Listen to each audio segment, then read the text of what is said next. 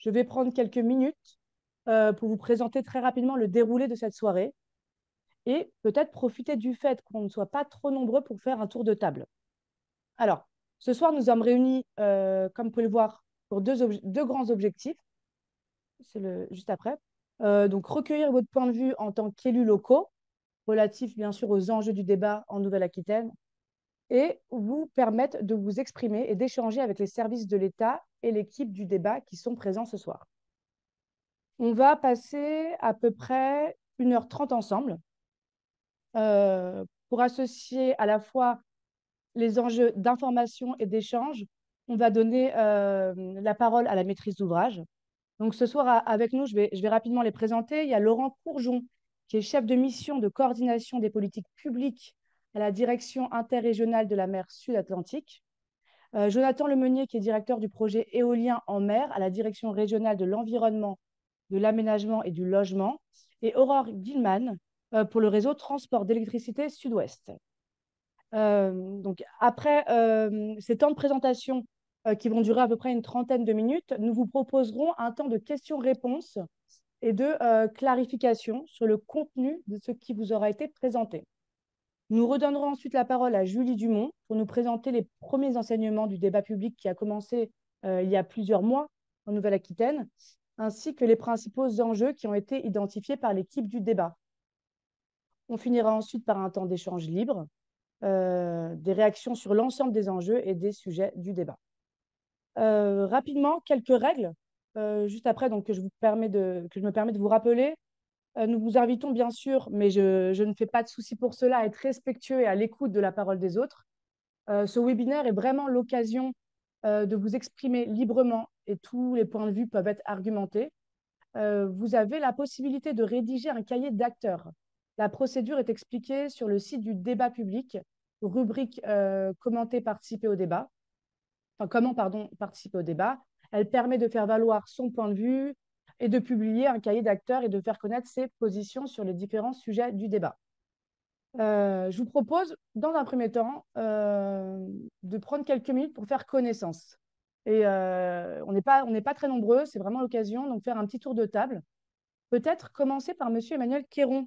Euh, on s'est présenté tout à l'heure, peut-être, enfin, je ne sais pas s'il est déjà arrivé, mais de nous dire, vous êtes là? Bonjour. Alors, non, Bonjour, Emmanuel Quéron n'est pas il n'est encore pas là. arrivé. Donc Alors, voilà, Emmanuel Quéron, qui est le secrétaire général de la préfecture de la Charente-Maritime. Donc moi, je suis Jérôme Lafont, directeur adjoint alors, de super, on va commencer par vous, l'ITF. Monsieur Lafont, et puis on donnera la parole à Monsieur Quéron juste après quand il arrivera. Vous êtes Très directeur bien. adjoint de la direction départementale des territoires et de la mer, Tout à fait, donc j'allais le dire. représentant du préfet. Peut-être, Voilà. je vous ai présenté, n'hésitez pas si vous avez d'autres éléments à rajouter, mais nous dire peut-être quels sont les sujets, vous, qui vous intéressent, et finalement, qu'est-ce que vous attendez de cette soirée? Oui, alors déjà, excusez le préfet qui voulait participer à ce temps d'échange avec les élus et qui malheureusement a été convoqué à la place Beauvau, comme tous les préfets de France aujourd'hui. Donc, il le regrettait beaucoup de ne pas prévoir ce temps. Après, il évidemment sera à la disposition de tous les élus de Charente-Maritime pour poursuivre ces discussions, comme il le fait et comme il a pu l'occasion de le faire avec certains d'entre vous, a fortiori sur ces sujets maritimes. Alors, pour l'État départemental en Charente-Maritime, l'enjeu de ce soir, il s'inscrit évidemment dans le temps plus long de ce débat, un débat donc, qui nous anime depuis fin novembre et qui se rapproche gentiment de sa fin et dont on attend quand même des choses qui permettent d'exprimer les attentes du territoire vis-à-vis de cet espace maritime qui nous fait face au large de la Charente-Maritime, mais plus largement sur toute la façade atlantique. Évidemment, on entrera plus dans le détail, il y a des questions un petit peu plus précises qui se posent sur le sujet du développement de l'éolien et sur le sujet des zones de protection forte et plus globalement de la politique des aires marines protégées sur la façade, sur lequel on attend que la discussion permette d'aller un petit peu plus loin. Mais le sens du débat, c'est bien de discuter très largement de la politique maritime de la France, de la politique maritime que l'on peut avoir au large de ce département et dans toutes ses composantes, les composantes des activités de pêche, de conchyliculture, les activités portuaires, les activités de nautisme, les enjeux de protection de l'environnement, les enjeux de formation. Donc voilà, on a vraiment envie d'entendre la parole des élus du territoire sur l'ensemble de ces problématiques. Merci. Merci beaucoup. Madame Justinien, est-ce que vous pouvez également peut-être vous présenter et nous dire également qu'est-ce qui vous intéresse et qu'est-ce que vous attendez de ce webinaire? Merci à vous. Alors, je suis désolé, c'est monsieur Justinien, mais c'est pas grave. Est-ce que vous m'entendez bien? Oui, oui. Ok. On Oui, vous oui, ben entend très bien, merci. merci. Oui, oui. Donc, moi, je suis ravi de représenter la région Nouvelle-Aquitaine. Et je vous remercie d'organiser ce débat par département. Et je trouve ça très intéressant parce que pour nous, la mer en région Nouvelle-Aquitaine, c'est une politique publique à part entière et une composante essentielle de l'aménagement du territoire par la pêche, par l'ostréiculture, par les activités portuaires. Voilà. Et c'est tout à fait particulier encore plus quand on est élu de la Charente-Maritime comme moi, puisque quand on compte les 720 kilomètres de côte de la région, il y en a quand même un peu plus de 400 qui sont apportés par le département de la Charente-Maritime. Donc c'est le département le plus maritimisé, je dirais, de la région. Et donc nous tenions à participer, et moi particulièrement, à ce débat. Donc on reviendra peut-être, si j'arrive à rester connecté avec vous, jusqu'à 19h10, mais c'est pas sûr du tout, je préfère vous le dire d'abord. Voilà, pour vous rappeler quand même que pour nous, la mer, c'est quand même de l'emploi, c'est 22 500 emplois. Si on sort le tourisme littoral, on passe à 58 000 avec le tourisme littoral. Et c'est des enjeux de développement économique demain avec les énergies marines renouvelables. Nous allons participer, nous, la région, au cahier d'acteurs sur l'AO7, hein, au large d'Oléron. Nous allons participer favorablement à ce projet parce que pour nous, c'est un moyen de décarboner le pays, la région, et d'affirmer une souveraineté industrielle sur cette filière des EMR. Mais on n'oubliera pas qu'il faut qu'on ait une deuxième jambe sur laquelle s'appuyer, celle de la préservation des emplois existants aujourd'hui et de la biodiversité. Donc ça fait, je vous ai ramassé un peu le propos que je veux faire plus tard, mais voilà, si je suis à disposition s'il y a besoin d'éléments complémentaires. Merci. Merci beaucoup pour votre intervention. Monsieur Jean Prou, maintenant, peut-être vous présenter aussi rapidement. Vous êtes vice-président du conseil départemental de la Charente-Maritime, en charge, si je ne me trompe pas, de l'innovation et de l'efficacité énergétique de la mer et du littoral. On vous écoute. Exactement, c'est exactement ça. Je suis bien monsieur Jean Pro. Euh, eh bien, écoutez, oui, je suis vice-président du département. Dans l'actualité, on vient de terminer ce soir, où il y a quelques heures, un cahier d'acteurs du département qu'on est en train de relire et de voir la portée qu'il peut avoir. Donc, on va voir ça demain ou après-demain. Et puis autrement, nous, effectivement, le département est intéressé par pas mal de titres dans sa vocation à regarder ce qui se passe dans les territoires. Et en plus, la vision spatiale nous intéresse terriblement parce que en milieu marin, il y a une spatialisation, mais quand même qui est très très faible pour l'instant. Il y a des usages, quoi. Enfin, c'est le monde où rien n'appartient à personne et tout est à tout le monde. Donc là, les changements qui vont s'opérer sur l'éolien, sur les zones de protection fortes, vont certainement énormément changer les paysages de la spatialisation en mer devant notre département. Donc là, on est très intéressé à voir quelle forme ça va prendre. Ça ne peut pas prendre la même forme qu'à terre avec de la propriété, des frontières, des limites administratives et des choses comme ça. Donc, vraiment, vraiment falloir inventer une forme de cohabitation entre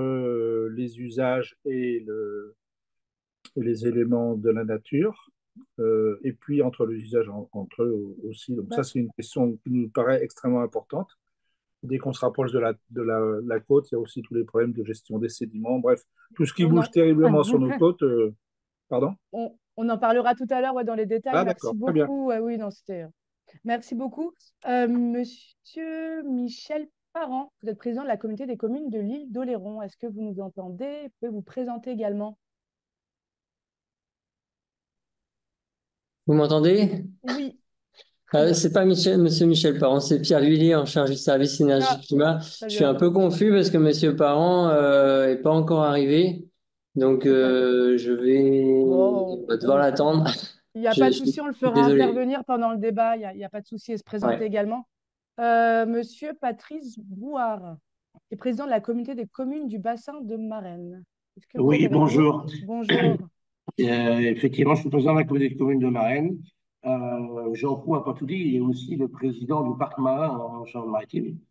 Donc, oui, c'est à préciser aussi. Donc, du coup, au niveau de la mer, je pense qu'on est quand même pas mal impliqué, tout ce qui a été dit hein, par Rémi Justinien aussi, effectivement. La Charente-Maritime, il y a énormément de côtes. Alors, moi, je suis le maire de la commune du Gard et président de la commune de Marennes.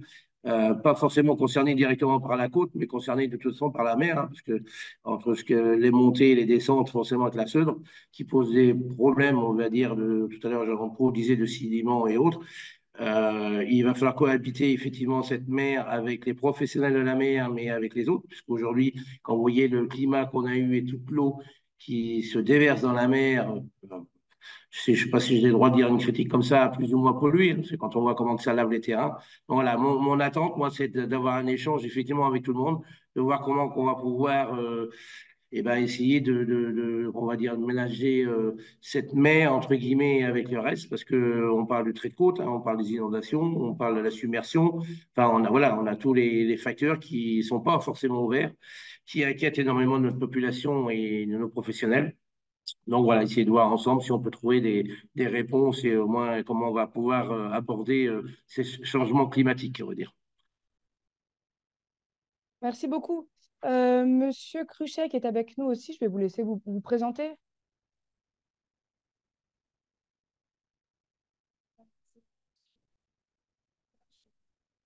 Ah, alors Monsieur Cruchet, je crois que n'est pas là. Monsieur Brechkov, bonjour. Je vais vous Bien, laisser vous vous présenter. pouvez?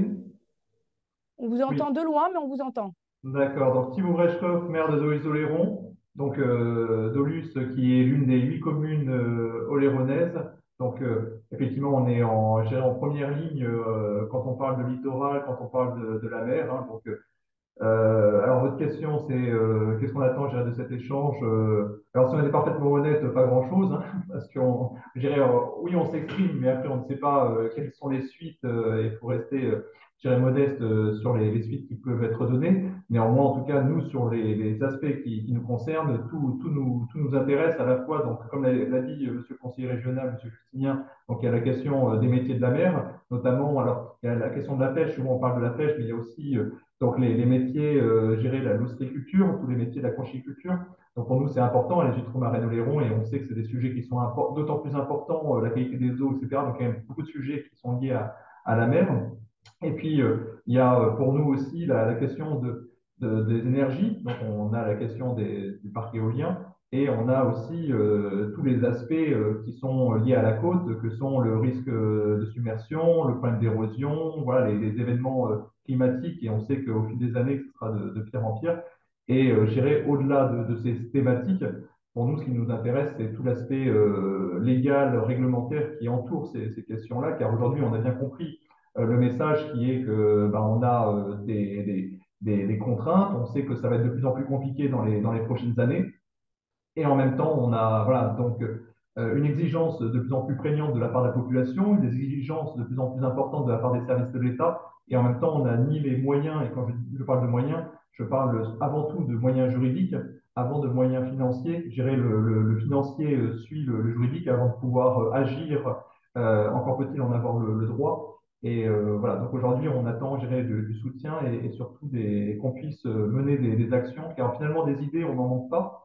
On en a énormément, mais malheureusement aujourd'hui, sauf si on adopte strictement les idées qui nous sont imposées à travers différentes lois comme la loi climat et résilience, ou quand on parle d'aménagement du territoire avec la loi littorale, etc., eh bien effectivement, là, on a des stemples en bas de la page, mais sinon, dès qu'on dévie un peu d'une certaine ligne idéologique, eh bien malheureusement, c'est très difficile de mener des actions. On est plus dans la gestion des conséquences que d'essayer de limiter les risques. Merci beaucoup. Alors, je vais donner la parole à une dernière personne qui est présente avec nous, une dernière intervenante, Madame Anne Clément Timel. Je vais vous laisser également vous présenter. Oui, oui, bonjour. Eh bien, je suis l'adjointe à l'environnement de la commune de Nieul-sur-Mer.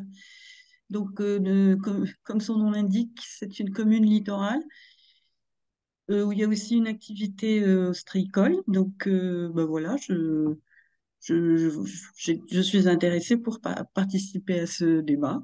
Voilà, merci. Bah, super. Merci beaucoup. Merci à tous pour ce tour de table. Je crois que je n'ai oublié personne. Euh, N'hésitez pas hein, à lever la main si j'ai oublié quelqu'un. On a déjà beaucoup de matière pour poursuivre le débat de ce soir, donc merci à vous d'avoir partagé vos attentes. Je vais donner la parole à Julie Dumont. Je rappelle que vous êtes déléguée régionale CNDP en région Nouvelle-Aquitaine et membre de l'équipe du débat. Madame Dumont, deux questions très simples. Pourquoi vous avez décidé de mettre en débat la mer et quel est le sens de cette démarche pour vous? Bonjour à tous, merci aux élus qui se sont rendus disponibles ce soir avec nous. Simplement, voilà, pour répondre, hein, ça a été dit, il y a une accélération effectivement du déploiement des énergies renouvelables. Il y a eu une saisine qui a eu lieu en mars 2023 sur de l'État et des RTE pour justement nous demander d'organiser un débat public concernant la planification maritime, ce à quoi la CNDP évidemment a répondu positivement. Et donc, on est dans le cadre de ce débat qui s'est préparé donc en 2023, qui a commencé le 20 novembre et qui se terminera donc le 26 avril. On est sur la dernière ligne droite de ce débat public. Un débat qui a un caractère assez unique, hein, puisqu'il se déploie sur les 4 façades maritimes de la France métropolitaine. Pour poser plusieurs questions, hein. Si je pouvais avoir mes diapos, par contre, ce serait vachement sympa. Excusez-moi, mais voilà. Donc, c'est un débat donc, qui se déploie sur 4 façades. C'est un des plus gros débats jamais organisés en France.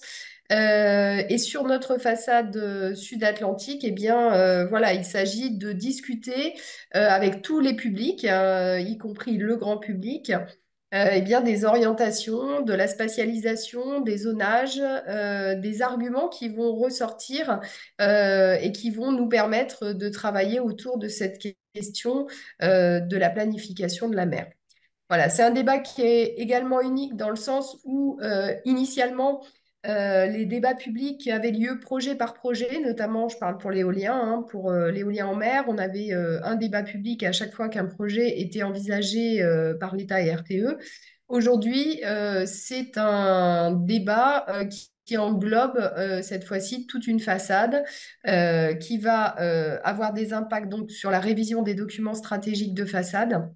Et donc, c'est un débat qui prend du recul, qui planifie et qui répond aussi à une attente des publics, hein, puisque lorsqu'on avait fait le débat public d'Oléron pour les éoliennes au large d'Oléron, eh bien, les publics, notamment les acteurs environnementaux, avaient vraiment souhaité qu'il y ait une vision plus large et plus intégratrice de tous les éléments de la mer, de toutes les activités. Voilà. Alors, par rapport à, il y a un point qui a été soulevé par Monsieur Berkoff, hein, qui est la suite de ce débat. Eh bien, la suite, c'est un compte-rendu qui va être rédigé dans les 2 mois qui vont suivre la fin du débat. Donc, jusqu'au 26 juin, nous allons rédiger le compte-rendu de ce débat public en collectant ce qu'on a fait pendant toute la durée du débat et qui continue encore puisque plusieurs événements sont encore programmés, tous les arguments qui ont été donnés par les publics sur les différentes questions, les différents enjeux. C'est une collecte exhaustive dans laquelle, normalement, chacun doit pouvoir retrouver ses arguments et c'est un outil d'aide à la décision, décisions qui seront prises ensuite par l'État qui aura 3 mois pour répondre à notre compte-rendu et aux recommandations qu'il contiendra. Voilà, donc simplement un petit rappel, mais je crois que la plupart des gens qui sont présents le savent. Les grandes questions de ce débat, c'est à la fois la protection des milieux, la préservation ou la restauration du bon état écologique de la mer, les conditions dans lesquelles ça va pouvoir se faire, mais également le partage de la mer. Ça a été dit par Monsieur Proux. C'est un espace qui est un peu à tout le monde, mais qui n'est pas forcément bien structuré. Mais les documents stratégiques de façade sont là pour ça. Et donc, comment on partage la mer entre les différentes activités? Et aujourd'hui, on est réunis avec les élus de Charente-Maritime. Et il faut savoir que c'est vraiment le territoire qui concentre le plus de questionnements sur la cohabitation des activités. Voilà, de par, ça a été évoqué, la conchyliculture, la pêche, les projets éoliens, une biodiversité riche, mais fragile. Enfin voilà. Donc, et bien entendu, le troisième sujet clé de ce débat, c'est l'énergie, hein, comment réussir sur alors l'ensemble du territoire de la France à installer une cinquantaine de parcs éoliens. Sur la façade sud-atlantique, on parle de 7 à 11 gigawatts de puissance installée d'ici à 2050, avec une échéance à 2035 pour 4 à 5 gigawatts installés. Voilà, et donc comment peut-on effectivement atteindre ces objectifs? Dans quelles conditions? Sont-ils pertinents, hein, puisque les débats publics peuvent aussi questionner bien sûr l'opportunité des saisines.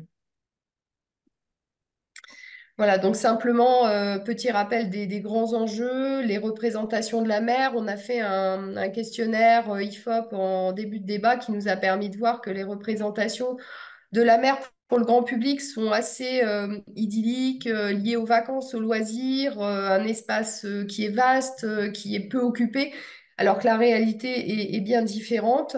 On a également comme enjeu, bien sûr, la protection de la biodiversité et en même temps des enjeux climatiques, la contribution de l'éolien en mer à la transition énergétique, les évolutions de certaines activités humaines et leurs impacts, les processus de décision qui ont été énormément discutés, tout ce qui concerne la gouvernance, et bien entendu, nous avons été pendant tout le débat à l'écoute de tous les enjeux qui ont été portés par les publics, y compris ceux qu'on n'avait pas pré-identifiés dans l'étude de contexte. Eh bien, merci à vous. Je vais tout de suite donner la parole à la maîtrise d'ouvrage. Pour commencer, Laurent Courgeon, vous êtes chef, je le rappelle. Je vais passer la slide juste après. Merci. Laurent Courgeon, vous êtes chef de service mission de coordination des politiques de la mer et du littoral à la direction interrégionale de la mer Sud-Atlantique. Je vais vous laisser la parole, hein, pour nous préciser les enjeux de ce débat sur la planification maritime. Eh bien, merci beaucoup de me donner la parole et merci à tous de vous être rendus disponibles pour cette réunion. On va vous faire une petite présentation à 3 voix en fait avec la Direction régionale de l'environnement et puis avec RTE pour vous évoquer un peu les 3 axes du débat, hein, sur la cohabitation, la question de protection et puis les questions énergétiques. Mais tout d'abord, je vous propose de suivre un rapide présentation filmée, un petit film en fait, qui résume en fait de manière générale les questions notamment de cohabitation et d'enjeux pour ce débat.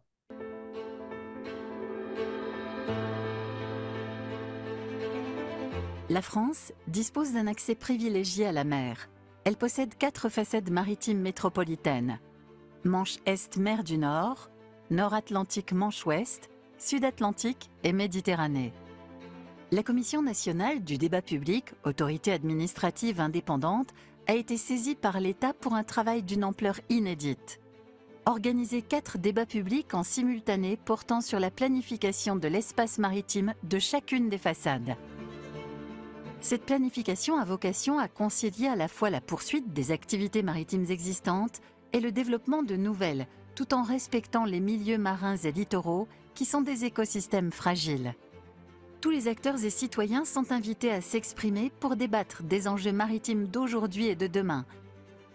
Le milieu marin et sa biodiversité sont essentiels au maintien d'une planète habitable et en bonne santé.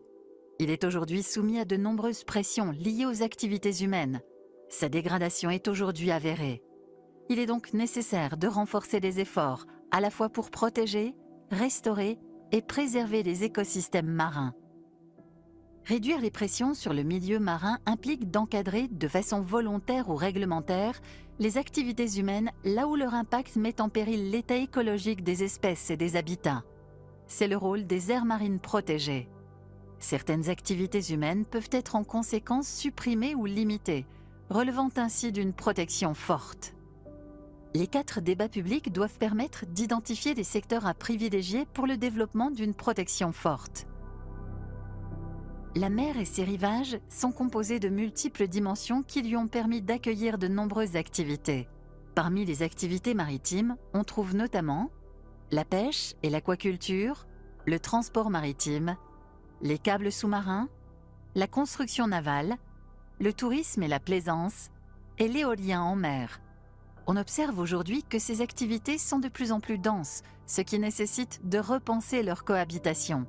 Cette réflexion sur la planification des espaces maritimes repose sur la construction d'une vision partagée des usages de la mer. Elle vise à concilier la préservation du milieu marin avec la gestion durable des activités maritimes. Ces activités doivent également se développer en tenant compte des enjeux liés au patrimoine culturel et paysager, mais aussi des enjeux forts de souveraineté que sont la défense et la sécurité nationale. Afin de fixer un cadre de référence national aux politiques publiques liées à la mer, une stratégie nationale pour la mer et le littoral a été élaborée puis adoptée pour la première fois en 2017. La seconde est en cours d'adoption. Pour chacune des façades maritimes, un document de planification vient décliner les conditions de mise en œuvre de la stratégie nationale en fonction des spécificités locales. Ces documents sont mis à jour tous les 6 ans. Ils doivent permettre de donner une visibilité aux acteurs économiques des territoires, aux élus locaux ainsi qu'aux citoyens. Ils doivent également permettre de prendre en compte le développement ambitieux de l'éolien en mer et d'identifier des espaces propices à celui-ci. L'intégration des contraintes spatiales est l'objet même de la planification maritime et du présent débat. L'éolien en mer est un nouvel entrant dans le monde des usages de la mer et la place des nouveaux projets dans l'espace maritime doit être clairement définie. En ce sens, ces débats publics ont une triple vocation pour la planification de l'éolien en mer.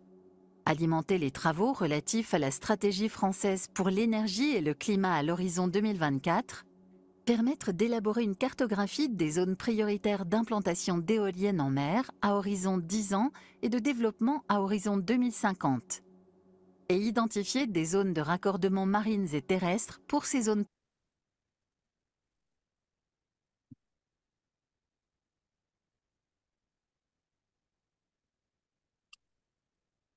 Eh bien, on Ah a bah, subi une interruption ouais, de, c'était la fin de la du film, vidéo. mais C'est c'était tout. la fin de la, de ce petit film. Je propose qu'on continue cependant.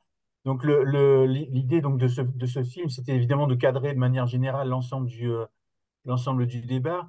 Moi, je vais, dans un premier temps, vous revenir sur plutôt les questions qui sont liées à la dimension environnementale. Donc, si vous pouvez passer à la diapositive suivante de la présentation, en fait, bon, il y a tout l'aspect qui concerne la gestion durable du milieu marin. Je ne vais pas rentrer dans le détail. Il y a la planification maritime, bah, évidemment, elle a pour but d'assurer la cohabitation des usages. Je ne vais pas redire ce qui a été dit dans le film, en conciliant en fait des enjeux principalement économiques et sociaux avec des enjeux environnementaux. Donc la diapositive suivante, en fait, je vais vous détailler un petit peu plus la dimension environnementale de l'approche qu'il y a eu dans le cadre de cette planification maritime. En fait, le constat est fait d'abord sur la base d'une observation du milieu et d'une qualification du milieu. Donc, qui sous-tend ce débat, c'est d'abord une étude en fait et un diagnostic très très important qui a été réalisé sur l'ensemble des compartiments du milieu environnemental, donc que ce soit la biodiversité, que ce soit les contaminants, que ce soit les réseaux trophiques, les espèces commerciales, les écosystèmes benthiques, etc. Donc l'ensemble de ces compartiments a fait l'objet d'études qui ont été conduites par les grands organismes de recherche nationaux, que sont l'IFREMER, que sont le CHOM, que sont l'ANSES ou le Muséum d'histoire naturelle. Et sur ces constats-là, donc il y a ces études-là, enfin les résumés de ces études, vous les trouvez hein, en annexe sur le document complémentaire du débat. Donc, il a été constaté en fait que beaucoup de ces compartiments font état d'une part d'une méconnaissance, donc il y a beaucoup de lacunes de connaissances qui nécessitent encore des nouvelles acquisitions, et d'autre part, un certain préoccupation autour d'évaluation. Là, j'ai des deux illustrations là, sur les espèces commerciales ou sur les petits mammifères marins. On a pu donc démontrer ou anticiper qu'effectivement la biodiversité est menacée du fait d'un certain nombre de pressions, mais aussi des pressions d'origine naturelle, bien évidemment. Donc, l'idée là, de la participation du public, c'est de permettre de questionner le niveau d'ambition des documents stratégiques de façade au regard de l'atteinte du bon état écologique ou de la trajectoire à suivre pour atteindre ce bon état écologique. Donc, c'est la raison pour laquelle il y a un certain nombre d'objectifs environnementaux et qui sont assignés dans le cadre de ce débat. Donc, et au-delà de la focalisation sur les zones de protection forte, il y a surtout en fait des trajectoires qui sont recherchées pour cette atteinte du bon état écologique sur l'ensemble des compartiments. Vous pouvez passer à la diapositive suivante si vous voulez bien.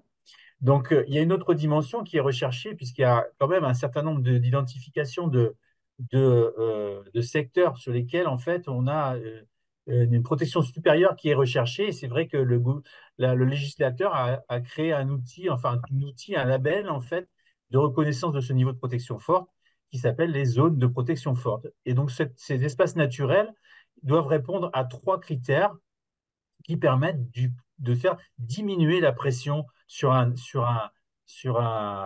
espace et en même temps le protéger. Donc, premier critère, c'est de disposer de mesures de gestion réglementaire des activités qui permettent de baisser ces pressions significatives de certaines actions. Deuxième critère, c'est de s'appuyer sur un document de gestion qui fixe des objectifs de protection de cette biodiversité. Et troisième critère, c'est de bénéficier d'un dispositif de contrôle et de respect de la réglementation des usages dans ces secteurs-là. Il faut savoir que dans les aires marines protégées, les aires marines non protégées retrouvent un vocable en fait très différent de règles applicables. Et donc, dans certaines, enfin, on va rechercher en tout cas principalement dans ces zones dans ces aires marines protégées, c'est cette labellisation de secteurs qui existent déjà. Si vous pouvez passer à la diapositive suivante. Donc là, la stratégie nationale de la mer, donc, la stratégie des aires protégées, demande que 30% du territoire national soit couvert par des aires protégées et qu'on recherche 10% de surface à mettre sous protection forte, puisque le taux de protection forte est relativement faible, en fait très faible même actuellement. Donc, il y a des pourcentages, on va dire, de surface qui ont été assignés. Et pour ce qui nous concerne, en Sud-Atlantique, c'est 3% de la surface, c'est-à-dire 3% de 90 000 km², ce qui représente environ 3 000 km². Donc, les débats publics, en fait, doivent permettre d'identifier des secteurs à haute valeur écologique où un évitement, une limitation significative ou une suppression des pressions devrait être recherchée en priorité pour le développement des zones de protection forte, donc dans la perspective d'une consolidation du réseau des aires marines protégées. La diapositive suivante. Donc ça, c'est finalement l'ensemble du travail préliminaire qui a été réalisé par l'Office français de la biodiversité et puis et l'ensemble des services pour pré-identifier ou proposer au débat un certain nombre de secteurs sur lesquels on souhaite rechercher la mise en place de protection forte. Donc rapidement, ces zones de protection forte, elles font l'objet d'un travail déjà spécifique dans les 2 parcs naturels marins. Donc, Monsieur Proux en sait quelque chose puisqu'il préside donc le parc naturel de la Gironde de la mer des Pertuis. Donc là, le travail, en fait, il se fait par subsidiarité de la recherche de ces secteurs-là dans un travail qui est déjà engagé et qui se fait de la même manière dans le parc naturel marin d'Arcachon. Donc, au-delà de ces zones-là, il y a des zones qu'on a préidentifiées qui sont dans des aires marines protégées existantes, comme le plateau de Rochebonne, comme l'ensemble des tombants au large, pour ce qui concerne les oiseaux, les mammifères marins ou les coraux profonds, et puis d'autres habitats bien spécifiques qui ont été identifiés, notamment des structures rocheuses carbonatées en face du littoral des Landes, ou des espaces bien spécifiques comme le gouffre du Cap-Breton, qui est un canyon côtier, ou les sites naturels de ville du Pays Basque. Donc voilà globalement la carte en fait sur laquelle on va travailler, sur laquelle on va essayer d'améliorer en fait la détermination de ces secteurs-là. La diapositive suivante, s'il vous plaît. Donc en fait, ce travail s'est appuyé sur ce diagnostic dont je vous ai parlé. J'aurais peut-être dû mettre cette diapositive avant, c'est-à-dire qu'il y a une hiérarchisation des enjeux écologiques et de l'ensemble des façades maritimes qui a été effectuée et sur lesquelles, du coup, on s'est appuyé, nous, pour conduire ce travail de pré-identification et qu'on va devoir maintenant discuter sur la base des retours aussi du débat public, bien évidemment, mais aussi avec les acteurs concernés lorsque ce sera lorsqu'on va vraiment rentrer dans la démarche de cartographie, notamment, principalement, puisque ce sont sur les zones du large, les pêcheurs professionnels. Voilà, moi, ce que je voulais vous dire sur ce sujet-là. Je vous propose de passer au point suivant avec Jonathan, qui va vous aborder, Jonathan Lomenier, qui vous aborder les questions. Donc ça, c'est une illustration, hein, des enjeux écologiques, de la manière dont c'est traité. Et ce document, en fait, il est en accès libre, hein, sur le site, enfin sur le web, hein. C'est un document qui est public, bien évidemment. Ouais, c'est bon, tu peux passer. Monsieur Lemeunier, donc vous êtes directeur de projet éolien en mer à la DREAL. Je vais vous laisser nous présenter l'éolien en mer au cœur de la transition énergétique. Oui, bonjour, vous nous entendez? Oui. Ok, très bien.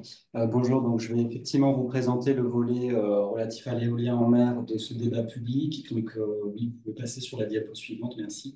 Donc, peut-être une première diapo de présentation du contexte dans lequel nous nous inscrivons, donc avec un rappel sur notre consommation d'énergie qui repose aujourd'hui principalement sur des énergies fossiles. Donc, l'objectif, c'est bien d'en sortir pour atteindre la neutralité carbone à l'horizon 2050. Donc pour ça, deux axes sont privilégiés. Le premier, c'est une réduction massive de la consommation d'énergie à hauteur de 40% entre 2021 et 2050, et puis une électrification massive également de nos usages via la multiplication des moyens de production d'électricité décarbonée, en particulier les énergies renouvelables, et au sein de ces énergies renouvelables, l'éolien en mer. Alors, pourquoi l'éolien en mer? Donc, c'est une source d'énergie qui possède plusieurs atouts, à la fois qui permet une importante production d'électricité, puisqu'on va chercher du vent euh, plus loin et en mer, donc ça permet d'avoir des vents plus réguliers et plus puissants. C'est une énergie désormais compétitive, créatrice d'emplois et également faiblement émettrice de gaz à effet de serre. C'est la raison pour laquelle son développement constitue une priorité, hein, pour l'État. Vous pouvez passer, s'il vous plaît, la diapo. Donc, en termes chiffrés, l'objectif recherché, c'est le développement et la mise en service de 45 gigawatts à l'horizon 2050, en tenant compte de l'existant. Donc, on est aujourd'hui à 10 gigawatts entre ce qui a été installé en termes de parc, comme par exemple Saint-Nazaire, ce qui est attribué ou en cours d'attribution en cas d'appel d'offres, ou encore les extensions identifiées. Donc là, c'est le cas des deux appels à projets pour les parcs, enfin de l'appel à projet, pardon, pour le parc Oléron 1, et puis de l'extension identifiée toujours pour Oléron. Et ce qui implique du coup de pouvoir identifier des zones prioritaires pour l'implantation de développement de puissance éolienne en mer. Alors, pour cela, deux horizons sont proposés dans le cadre de ce débat public. Un horizon à 2035, là où on recherche à implanter l'équivalent de 18 gigawatts de parcs mis en service, et un horizon donc, à 2050, à hauteur de 45 gigawatts. Donc pour ça, et c'est ce qui est mis au débat, l'objectif est de pouvoir sortir de ce débat avec des éléments nous permettant d'éclairer la définition de cartographie de zones prioritaires à cette implantation, à ces deux horizons. Si vous pouvez passer sur la diapositive suivante. Donc, cet objectif de 45 gigawatts, il a été réparti par façade aux deux horizons, hein, bien sûr. Pour nous, vous voyez, sur l'Atlantique, ça s'inscrit dans une fourchette comprise entre 2,5 et 5,5 gigawatts, qui inclut l'extension d'Oléron. Donc, on est là aussi, hein, sur des éléments qui sont mis au débat, ces éléments de fourchette de puissance, qui, cumulés entre les différentes façades, doivent nous permettre d'aboutir à l'objectif de 45 gigawatts. Si vous pouvez passer, merci. Donc, en termes de méthode, ce qui est proposé dans le cadre de ce débat, c'est de s'appuyer sur des zones propices au développement de l'éolien, donc qui ont été définies par l'État et qui sont proposées dans le cadre du débat, définies donc sur des critères techniques. Ce sont des outils, hein, d'aide à la réflexion et à la discussion. L'objectif, c'est de permettre au public de se prononcer sur des propositions de localisation de zones prioritaires. Donc, on est sur des macro-zones. Ce ne sont pas des zones de projet, ce sont des grandes zones qui ont ensuite pour objectif servir à identifier plus précisément des futures zones d'implantation. Donc ces zones propices, elles sont à étudier ensuite plus en détail en prenant en compte les enjeux et activités existantes, enjeux environnementaux, enjeux de pêche, le trafic maritime, les paysages, etc. Donc tous ces éléments sont des éléments de discussion dans le cadre de ce débat. Diapositive suivante. Donc peut-être pour vous expliquer comment, et avant de vous les présenter, comment ces zones propices ont été définies. Donc on les a établies sur la base de critères techniques que vous voyez listés sur cette diapositive. Donc, le premier critère, c'est le critère de la bathymétrie, la profondeur d'eau, sachant qu'on est aujourd'hui limité à une profondeur de 100 mètres maximale pour la pose de postes électriques en mer, parce qu'aujourd'hui, les postes sont posés, on n'a pas encore de technologie des postes flottants. L'autre élément, voilà, c'est la distance à la côte. Donc, distance minimale à la côte de 15 km avec une priorité donnée au-delà des 12 000 nautiques. Donc, ça, c'est prévu par la loi. Sachant qu'en Sud-Atlantique, on a pris en compte aussi l'historique des concertations menées sur la façade, donc le débat public sur la O7, raison pour laquelle les zones propices sont toutes situées en dehors du périmètre du parc naturel marin. Autre enjeu, c'est critère technique, c'est la force du vent. Donc on vise une force moyenne, une vitesse moyenne de vent supérieure à 8 mètres secondes. La raison en est qu'en dessous de cette vitesse, on considère que la surface nécessaire pour avoir le même niveau de rentabilité en termes de production de puissance est trop grande et n'est pas intéressante. D'où cette vitesse moyenne. Et puis le dernier critère qui a été assez dimensionnant, c'est la compatibilité avec les activités de la défense nationale. Donc, ont été exclues les zones dans lesquelles cette compatibilité n'était pas rendue possible entre la pose d'éolien et les activités de la défense nationale. Donc, en termes de zones propices, ce que ça donne, sur la diapositive suivante, ici, donc vous voyez alors ces différentes zones qui sont encore une fois des macro-zones de travail. L'objectif ensuite, c'est de définir des zones prioritaires au sein de ces grandes zones. Donc on a 3 zones. Alors en rouge, juste pour préciser, c'est l'AO7 et son extension. Et ensuite, on a les zones A, B, C. La zone C étant la zone la plus proche de la côte qui correspond à de l'éolien posé et qui est pour un horizon 2035. La zone B correspond à de l'éolien flottant, donc là aussi pour l'horizon 2035. Et enfin, la zone A, la plus lointaine, qui est une zone propice pour l'implantation d'éolien à l'horizon 2050. Donc, sur cette carte figure également, pour indication, en bas à gauche, des carrés qui montrent ce que représente en surface 1 gigawatt ou 2 gigawatts. Donc l'objectif, c'est bien de trouver au minimum aujourd'hui 1,5 gigawatt en plus de l'extension.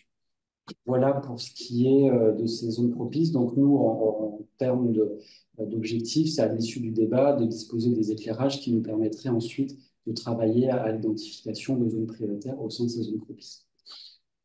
Merci. Merci à vous. On va ensuite, donc un petit délai, on va donner la parole à Aurore Gilman.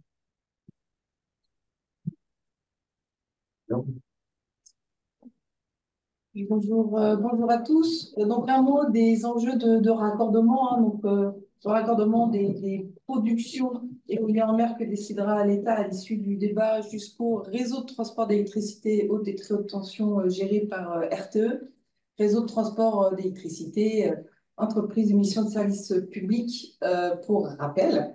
Donc, les enjeux sont facilement les mêmes sur toutes les façades puisque le réseau est national. Ce que RTE propose pour l'horizon de temps qui est mis en débat, le premier à horizon de 10 ans, c'est d'envisager des raccordements éoliens en mer là où le réseau est déjà prêt à accueillir ces nouveaux volumes ou le sera à cet horizon de temps. Donc la situation peut être différente en fonction des façades et on verra ce qu'il en est de notre façade juste après.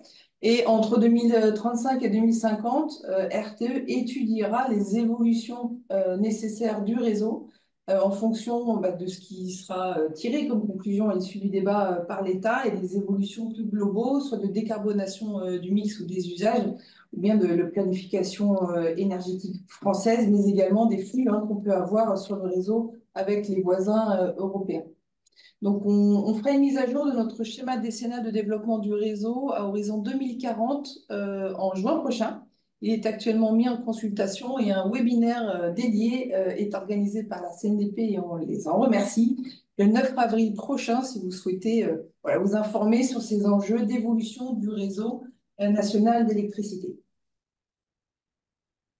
Donc, si on vient peut-être plus spécifiquement aux enjeux du réseau de transport d'électricité sur la façade atlantique, puisque le réseau est ici, suit la façade atlantique. Vous le voyez ici sur les différents schémas. Donc, depuis quelques années, RTE sait et étudie le renforcement de ce réseau qui est déjà rendu nécessaire par l'actuelle transition énergétique nationale, mais également régionale, puisqu'il s'agit ici de pouvoir accueillir les flux d'électricité liés soit à la décarbonation plus au nord de la France, soit au nouveau volume d'énergie renouvelable décidé, prévu dans la région Nouvelle-Aquitaine, photovoltaïque ou bien éolien terrestre, ou encore les flux d'électricité en nord-sud ou est-ouest qu'on voit qui sont en cours de développement avec l'Espagne, l'Irlande ou encore l'Angleterre. Voilà, donc ce sont tous ces flux-là qui passent par le réseau haute tension 400 000 volts de la façade atlantique qui font qu'il doit être renforcé à horizon 2035. Donc aujourd'hui, RTE étudie et propose et aujourd'hui partage dans le cadre de ce débat son projet de renforcement de ce réseau 400 000 volts par la mer. L'intérêt de le faire par la mer plutôt que par la terre, c'est précisément, le cas échéant, au-delà de sa fonction de renforcement du réseau de transport d'électricité interrégional ou national, c'est de pouvoir mutualiser cette première fonction, qui est celle de transiter l'électricité sur le réseau national, de mutualiser cette première fonction avec, le cas échéant, le raccordement de nouveaux parcs éoliens en mer.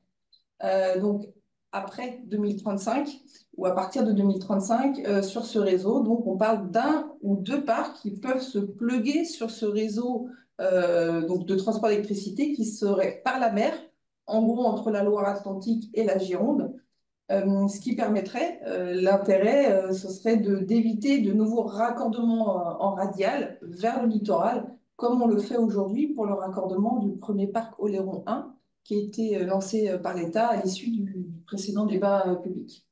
Donc, ça fait aussi un lien avec les conclusions de ce débat public qui avait eu lieu en Charente-Maritime, où l'État demandait à RTE de lancer un raccordement en courant continu pour un premier parc de 1000 MW environ, c'est ce qui nous occupe aujourd'hui en termes de concertation, et aussi d'étudier la mutualisation du raccordement de l'extension avec des infrastructures de réseau, et c'est aujourd'hui le projet qu'on propose.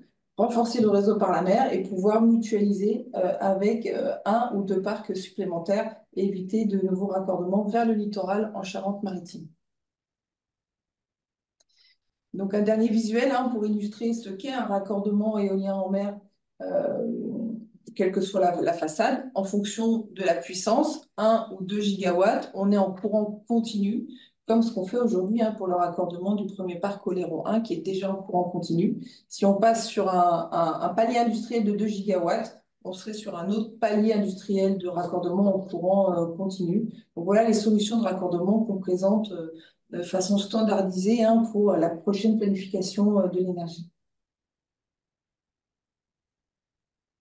Eh bien, merci à tous les trois pour la clarté de vos propos et le respect du temps qui vous était alloué. Alors, avant de revenir vers Julie Dumont pour nous présenter les premiers enseignements du débat, on voulait vous proposer de prendre quelques minutes à ce stade pour savoir s'il y a des questions de compréhension et de clarification à partir des présentations qui viennent d'être faites. Donc, n'hésitez pas, s'il y en a, à lever la main et prendre la parole ou simplement ouvrir votre micro et vous lancer. Alors, je ne vois pas de main levée. Si c'est bon pour vous, on va donc poursuivre avec Madame Dumont. pour faire une première restitution de ce débat public. On vous écoute. Merci.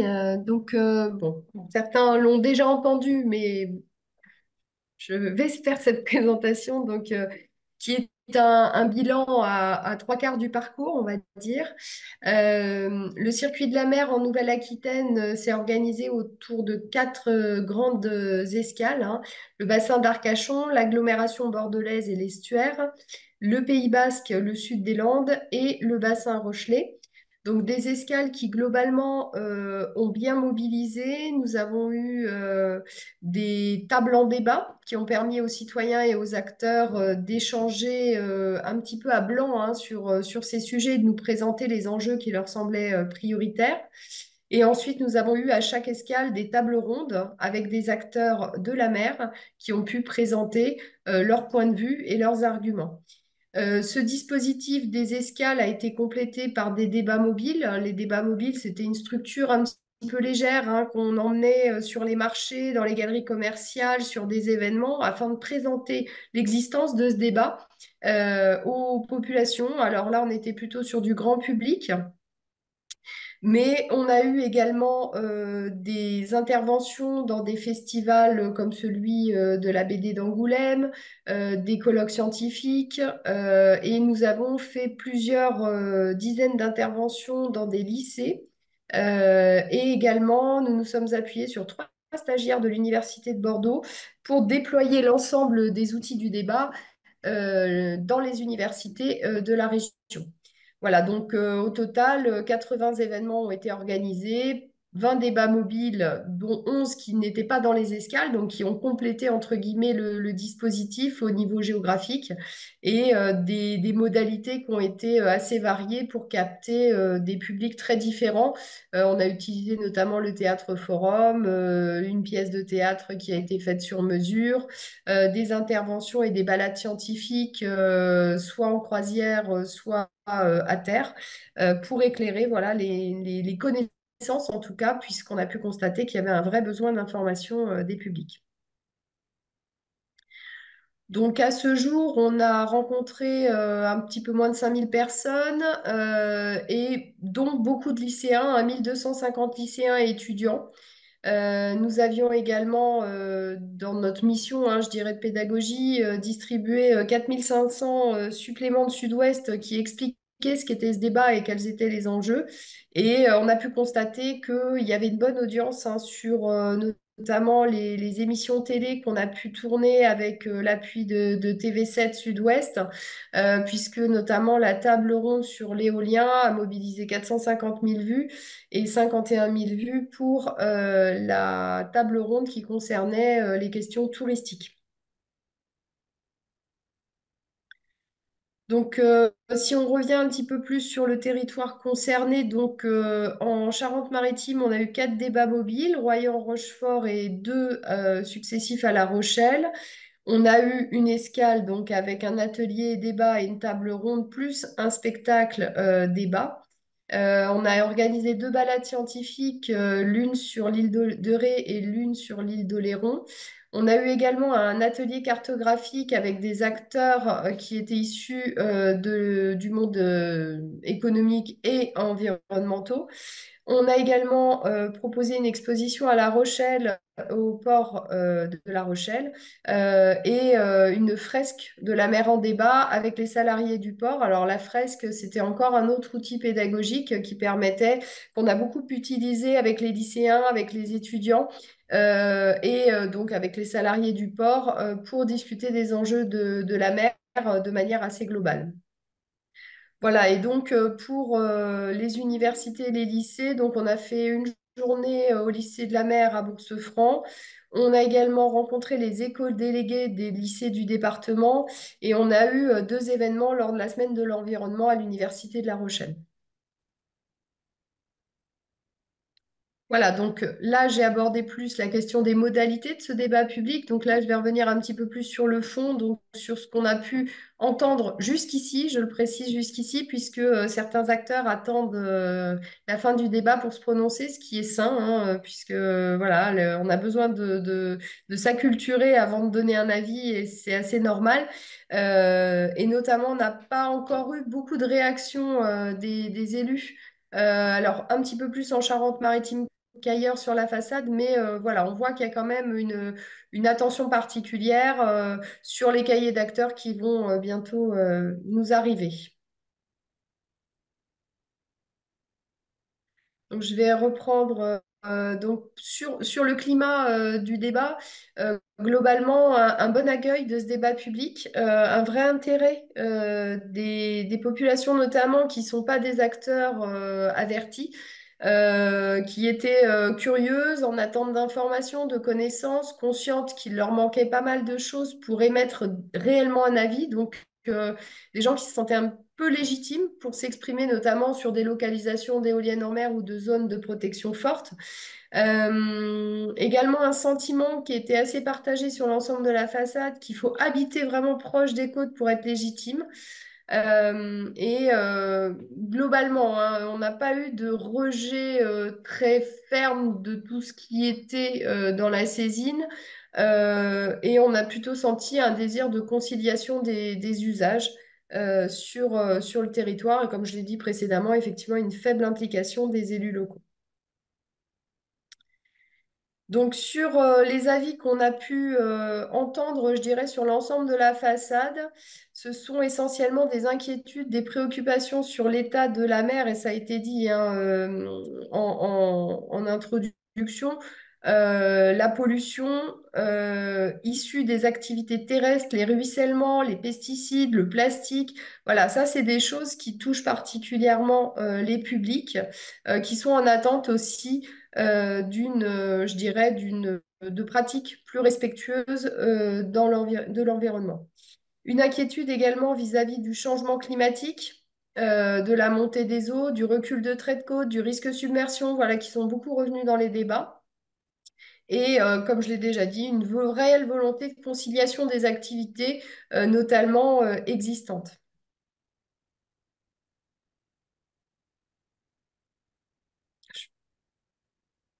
Oui, pardon.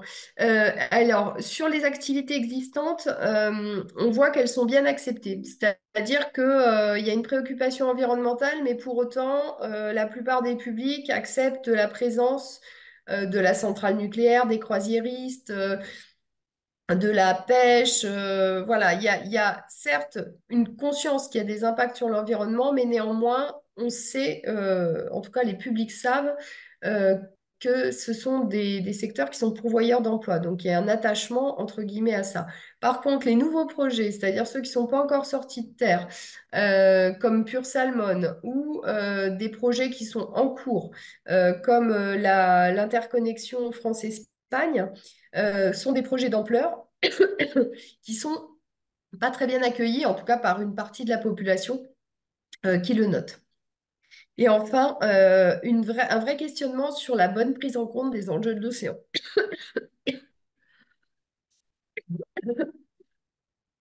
Je vais faire une pause de 1 seconde. Pardon. Il n'y a Sinon, tu pas de me dis souci, si tu on veux vous que attend. si tu veux que je reprenne, Julie. On peut attendre J'espère qu'on va la retrouver. peut-être quelques secondes. Ouais, Et sinon, on vous laissera reprendre. j'espère que ça va. Madame Bougnard, on a bien noté votre question, hein. On demandera aux intervenants de vous répondre. S'il existe une carte de superposition du parc marin au large d'Oléron et du parc naturel. Julie, si tu veux, tu me dis, hein, tu peux me passer la main si tu te sens pas Nathalie, je veux bien. bien, je suis désolée, Voilà, j'ai oui, une oui, de tout effroyable. je vois que tu vas pas bien du tout, donc effectivement, je continue. Donc, on était sur le fait qu'effectivement, il y avait une acceptation, pardon, de l'existant et une difficulté par rapport à tout ce qui était à venir. Et je continuerai en disant qu'on avait aussi tout ce qui était vécu comme une exploitation industrielle. Donc, des grands champs d'éoliens, la pêche au chalut, bien évidemment, qui est fortement rejetée au profit de la pêche côtière, hein, de la pêche qui est très présente en Nouvelle-Aquitaine et qui est plutôt appréciée et considérée comme durable. Il y avait aussi effectivement un vrai questionnement sur la bonne prise en compte des enjeux de l'océan. La bonne échelle, en particulier quand on était dans le transfrontalier, mais aussi la question des décisions politiques, la vision d'une législation complexe, parfois de millefeuille, et le sentiment que des décisions n'étaient pas prises alors que les enjeux étaient là et auraient dû être pris, déjà des décisions qui auraient déjà dû être prises. Voilà. Je vais continuer. Après, on rentre un petit peu sur les escales et les spécificités de chacune. Voilà, Julie n'a pas réapparu, donc je continue. J'espère qu'elle va bien. Alors, l'escale du bassin d'Arcachon s'est tenue en décembre. On était avant les problèmes des ostréiculteurs. Néanmoins, la question du lien terre-mer et de la pollution ont été extrêmement présentes. Ce n'était pas la première fois qu'il y avait de toute façon des problèmes, que ce soit lié à la aux stations d'épuration dont on a l'actualité aujourd'hui, ou à la question des rivières hein, qui se déversent aussi dans le bassin. Et là, et puis associé à ça, toute la question de surtourisme et ses nuisances, et puis l'arrivée d'une nouvelle population et l'artificialisation des sols. Donc on était vraiment dans ce lien terre-mer qui remettait en cause l'avenir de la conchyliculture, entre autres, hein, mais aussi de tous les usages du bassin. Alors on va continuer. L'escale de Bordeaux, alors on était un petit peu plus loin des côtes, donc les préoccupations étaient plus transversales, moins localisées. On a beaucoup abordé la question du retrait du trait de côte, de la montée des eaux, des risques de submersion. On était en janvier, c'était avant hein, les éléments des grandes marées de ces dernières semaines. La question du changement climatique et de ses effets sur l'océan ont été très importants aussi. Et puis a régulièrement été évoquée la question de la personnalité juridique de la Garonne, de la Gironde et de l'océan, avec, alors c'est vrai que nos modalités s'y prêtaient, puisqu'on a fait cette croisière, hein, qui est dans la photo sur l'estuaire de la Gironde, mais la situation particulière de l'estuaire de la Gironde et ses qualités pour la reproduction des poissons. On va avancer. Merci. Pays Basque, Sud des Landes. Alors là, on était la photo de Julie que l'on retrouve le montre ce jour-là sur le port de Saint-Jean-de-Luz. L'importance de la pêche traditionnelle a été vraiment mise en avant, que ce soit vis-à-vis de la plaisance, qui peut prendre la place, on va dire, la place des bateaux de pêche, ou le rejet, évidemment, des pêches industrielles. Là, on était juste après le mois d'interdiction de pêche sur le golfe de Gascogne. La question des pollutions marines, et littoral, hein, Obstréopsis, Liga, ont été aussi très largement évoqués, avec là aussi la question des stations d'épuration, mais beaucoup avec là, on a des mots concrets qui étaient liés aussi à l'actualité connue de ce territoire. Et puis évidemment la question des raccordements au réseau, avec bien évidemment la question plus particulière des travaux liés à la ligne à très haute tension. Qui arrive d'Espagne et qui aborde les côtes des Sud des Landes et les questions qui étaient posées par rapport à ça, pardon, et puis évidemment le transfrontalier et la nécessité de se coordonner avec l'Espagne. Dernière escale du bassin Rochelet qui vous concerne un petit peu tous. Là, effectivement, la question des projets éoliens a été beaucoup plus évoquée. On était aussi parallèlement dans la post-concertation des projets liés au large de l'éolien, pardon, du large de l'île d'Oléron. Un climat relativement apaisé malgré tout, et ce qui ressortait vraiment, c'est la nécessaire conciliation des activités existantes. Avec une acceptation de ces éoliennes qui font partie d'un mix énergétique, évidemment rejetées pour certains pour des questions de paysage, d'impact sur les milieux marins et aussi de questions parfois des matériaux utilisés, mais globalement plutôt des attentes, des besoins de connaissances concrètes sur la situation, les impacts, de retour d'expérience. Et puis parallèlement, ont été beaucoup évoquées les questions des activités traditionnelles et des pollutions plastiques ostréicoles, on est post-tempête, et puis des concurrences plaisance et pêche qui sont aussi connues sur le secteur, et puis du maintien malgré tout de la pêche traditionnelle. C'est moi qui l'ai rédigé, donc je sais peut-être que ça a sauté, mais ça faisait partie des éléments très importants. Voilà, je crois en quelques mots ce qu'aurait dit Julie. J'espère qu'elle va bien. Voilà, et maintenant, effectivement, on est plus dans un échange les uns et des autres. Tout à fait, merci à vous, Julie Dumont et Nathalie Pinel. Donc la parole, comme vous l'avez dit, est maintenant aux élus. Comme on est relativement peu nombreux, je vous propose de prendre la parole librement.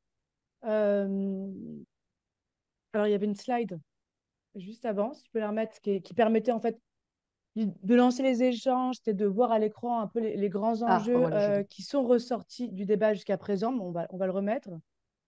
Et voilà, n'hésitez pas en attendant, est-ce qu'il y a des participants qui veulent intervenir, partager les priorités et les enjeux qui leur paraissent importants à aborder en matière de planification maritime?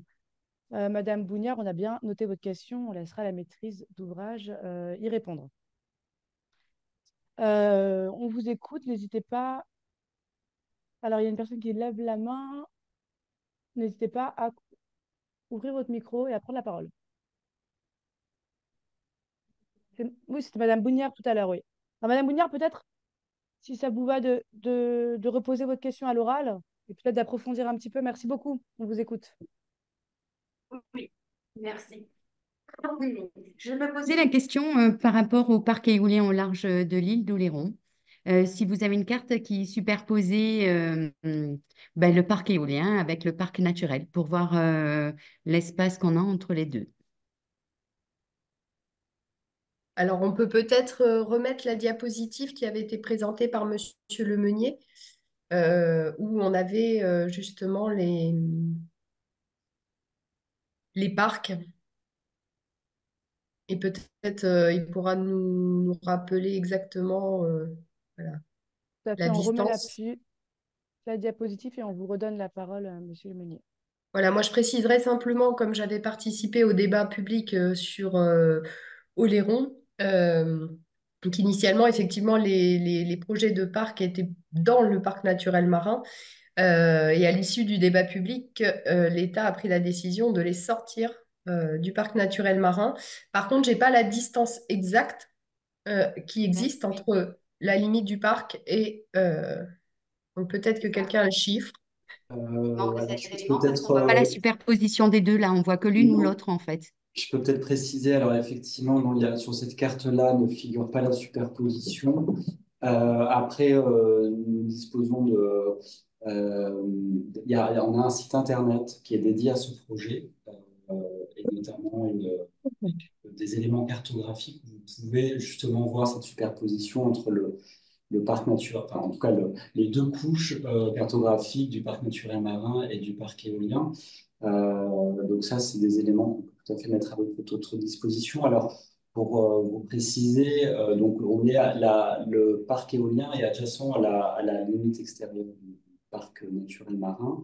Et donc, on est à 20 milles, soit 38 km de la côte de l'île de Léron. Vous êtes à 20 000, hein, c'est ça? Voilà. Les premières éoliennes. Alors, la limite de la zone de la O7, donc Léron 1, et effectivement, la limite est est à 20 000. Après, la configuration du parc, ça, ce sera, et l'emplacement exact des lignes d'éoliennes, ce sera au développeur de le proposer hein, dans le cadre de son projet. On peut préciser peut-être, Hein. si vous voulez juste peut-être enfin, avoir la silhouette du parc naturel marin, en fait, vous prolongez la ligne extérieure du carré rouge, là, enfin, du secteur rouge, vers le secteur C que vous voyez, qui remonte verticalement ensuite. Mais ça, c'est la limite extérieure du parc. La limite jaune de la zone C, là, en fait, est une zone qui jouxte le parc naturel marin, donc à l'extérieur du parc.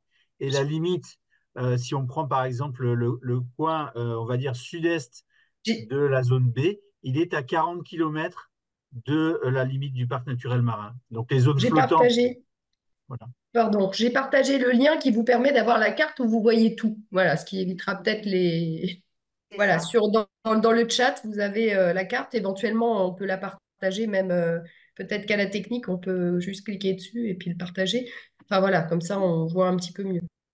Oui, nous, c'est l'inquiétude des habitants locaux, donc ce serait bien qu'on ait à disposition ce document pour les rassurer et leur montrer que le parc éolien est en dehors du parc naturel, tout simplement.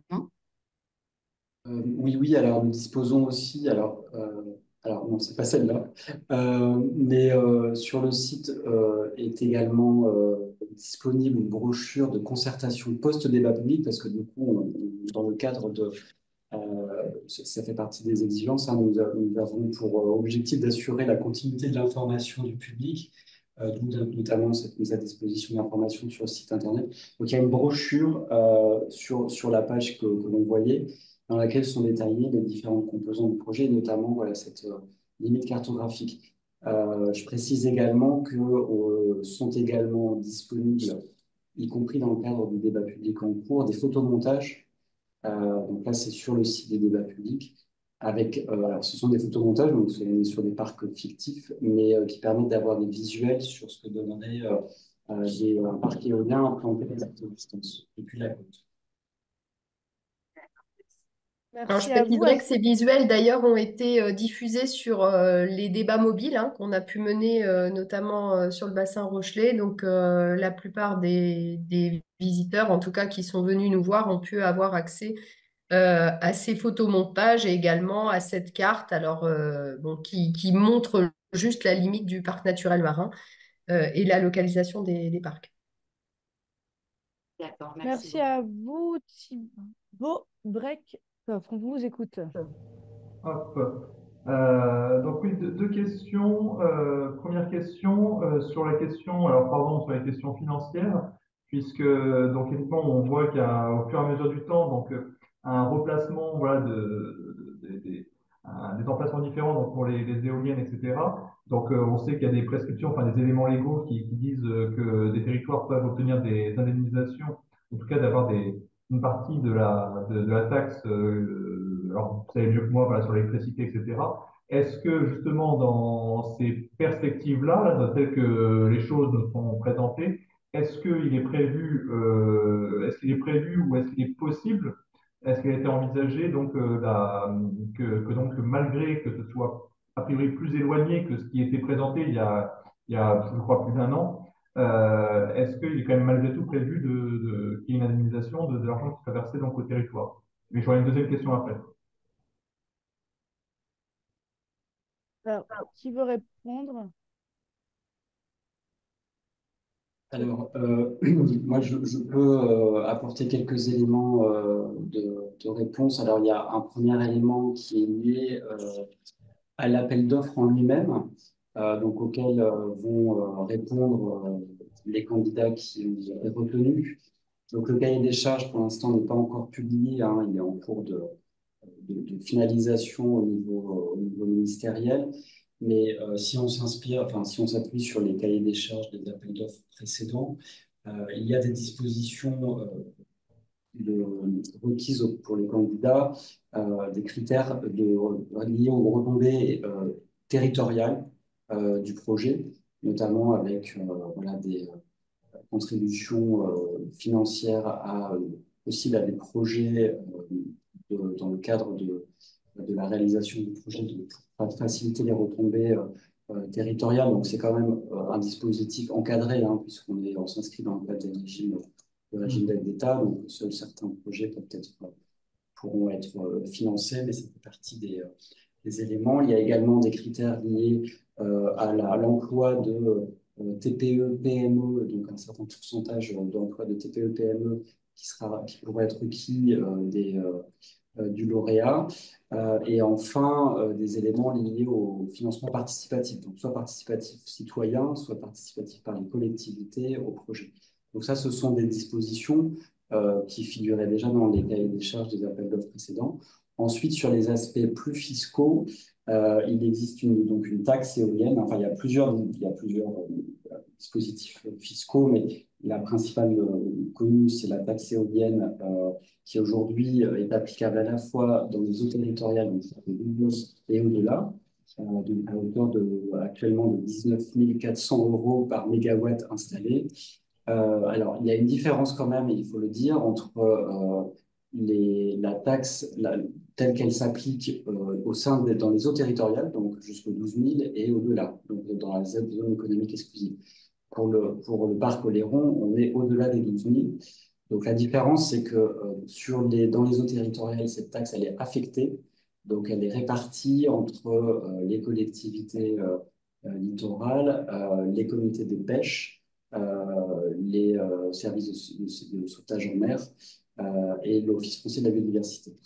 À ce stade, pour la taxe zone d'économie exclusive, donc qui concernera le parc Oléron, il n'y a pas d'affectation. Donc il y a une réflexion actuellement au niveau national sur une possible affectation, mais aujourd'hui, ça va au budget de l'État pour financer des opérations liées à la pêche durable et à la préservation de la biodiversité.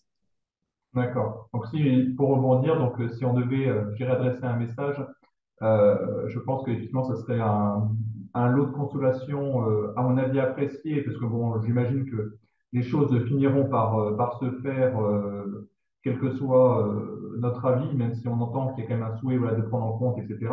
Mais ceci étant dit, voilà, dans la mesure où il y a de fortes chances, dans l'éventualité où il y ait un ou plusieurs projets qui soient réalisés, et quelle que soit la distance à laquelle auxquels ces projets peuvent se réaliser, je pense que, si je peux me permettre, il est important que les territoires concernés aient une rétribution.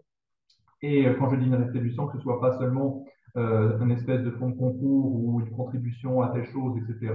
Et je parle bien donc d'un fonds qui soit, enfin, directement, le versement au même titre que la DGF ou des perceptions qu'on peut recevoir de la part des services de l'État, qu'on ait bien directement de l'argent qui ne soit pas conditionné à des projets particuliers, mais que ce soit de l'argent, je dirais, qui soit libre. Après, que ce soit à travers les CDC, soit à travers les communes. Et je pense que c'est important que directement, voilà, parce que si c'est pour après qu'il y ait des dossiers en disant oui, ça serait conditionné à ça, etc., ou des fonds, etc., ça veut dire pour nous, c'est synonyme, non pas qu'on n'a pas envie de faire de projet, non pas qu'on n'a pas envie de jouer le jeu, mais le problème, c'est que pour nous, tous ces fonds-là, toutes ces choses-là, pour nous, c'est synonyme de dossiers supplémentaires, c'est du temps d'agent, c'est du temps technicien. Et à un moment donné, on a envie de passer davantage de temps à faire qu'à demander autorisation ou demander de l'argent pour pouvoir faire. C'est-à-dire que voilà, pour nous, c'est important. Monsieur Deuxième Elbert, chose, allez-y, est-ce qu'on peut laisser juste, excusez-moi, Julie Dumont réagir sur cette question et on vous redonnera la parole pour. Vous aviez une deuxième question. Allez-y, Madame Oui, non, Dumont. je voulais simplement rebondir par rapport au précédent webinaire d'élus qu'on a eu, où la question a effectivement été abordée par Hervé Gillet, voilà, qui l'a souligné. Et c'est vrai que c'est un sujet qu'on n'a pas beaucoup entendu jusqu'à maintenant, et c'est étonnant. Et donc, moi, je vous encourage simplement à bien penser à mettre ces éléments dans les cahiers d'acteurs. Nous, on enregistre tout et c'est pas pour rien, hein, c'est que ça va être inscrit évidemment dans notre compte-rendu, puisque ça fait partie des éléments qui ont été évoqués lors de ce débat.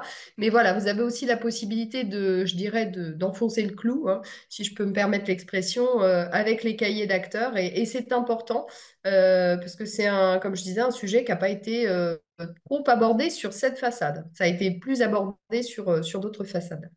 bien, d'accord. C'est-à-dire que, en tout cas, en visio, il y a également donc la CDC qui est présente, au moins qui a entendu aussi votre intervention, et on connaît la volonté de Michel Parent. Alors, je ne sais pas s'il a pu se connecter depuis, mais Michel Parent, qui est le président de la CDC de Doléron, je connais son opinion sur la question, donc je me dis, voilà, je pense que c'est bien même que la CDC, là, qui doit m'entendre, et peut-être nos collègues du continent, et en particulier Patrick Brouard, qui est intervenu tout à l'heure, pourra aussi, je dirais, faire poids à nos côtés peut-être sur ces questions-là. Je pense qu'on sera tous preneurs et on entend votre message.